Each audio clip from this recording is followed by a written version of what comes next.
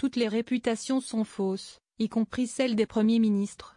La cote de popularité désastreuse de François Bayrou n'est pas seulement un record de la Ve République. Si est un symptôme qui révèle l'épuisement d'un régime qui passe plus de temps à préserver des équilibres politiques vieux d'il y a 30 ans qu'à satisfaire l'opinion ou à s'occuper de l'État. D'ordinaire, et contrairement à une idée reçue, les premiers ministres ne sont pas impopulaires. Charles de Gaulle était plus populaire que ses premiers ministres, mais il est vrai qu'en matière de comparaison, le général n'est pas un étalon fiable. Georges Pompidou n'était pas impopulaire, mais son premier ministre, Jacques Chaban-Delmas, était adoré. L'invraisemblable pouvoir de séduction du maire de Bordeaux et sa qualité d'héritier du gaullisme dans sa version la plus pure en faisaient le candidat idéal. Ça n'a pas suffi puisqu'il termine finalement bon troisième de l'élection présidentielle de 1974 avec un peu plus de 15% des suffrages. C'était le début de la malédiction.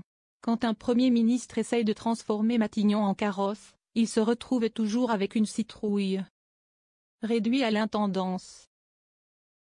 Valéry Giscard d'Estaing était apprécié des Français, du moins jusqu'en 1980, mais ses premiers ministres, Jacques Chirac et Raymond Barre, n'avaient pas à rougir.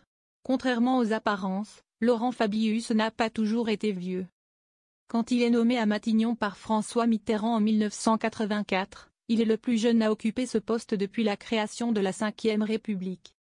Il a de l'énergie, des idées, de l'adresse. Et pourtant, rien n'y fera.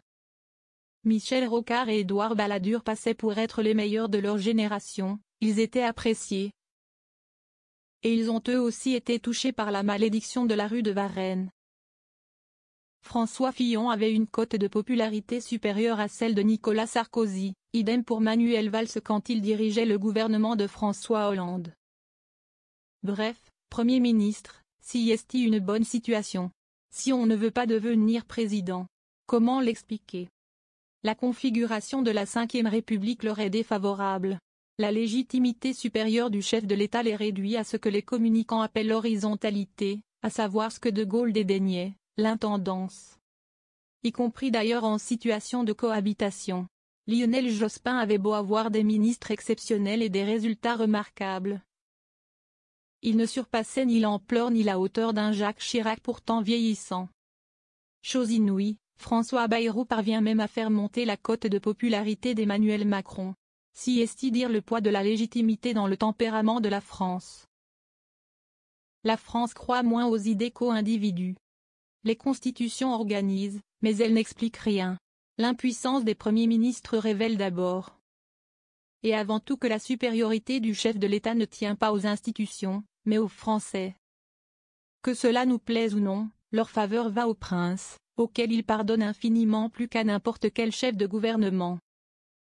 Si aucun des locataires de Matignon, fussent-ils les plus talentueux et parfois les plus aimés, n'a été en mesure de renverser le président dans les urnes. Si est bien qu'une sorte de glacis protecteur recouvre la personne du premier magistrat de la République. On aime détester nos présidents, mais jamais au point de les voir défaits par un premier ministre. Tout se passe comme si c'était une mauvaise manière qu'on se refusait à leur faire. La preuve que, en France, l'égalité vaut pour tout le monde, sauf pour le président. Si est à la fois inexplicable et irrationnel, mais après tout, la politique est aussi faite de ça. Il ne s'agit pas de cultiver une nostalgie ridicule pour la figure du roi ni d'ailleurs d'inscrire la France dans une histoire où la révolution et la modernité n'auraient pas leur part. La réaction n'est pour rien dans ce désir de souveraineté. La France croit moins aux idées qu'aux individus. Si est tout. Ce raisonnement conduit à un autre sujet, d'actualité lui aussi, celui de la démission, voire de la destitution, d'Emmanuel Macron.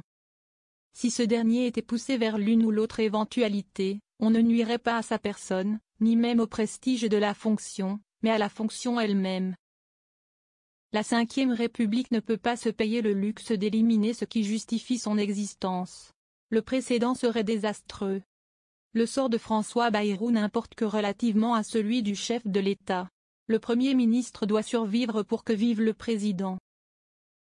Non par amour pour Emmanuel Macron, la question n'est pas là, mais parce que si est son devoir de Français.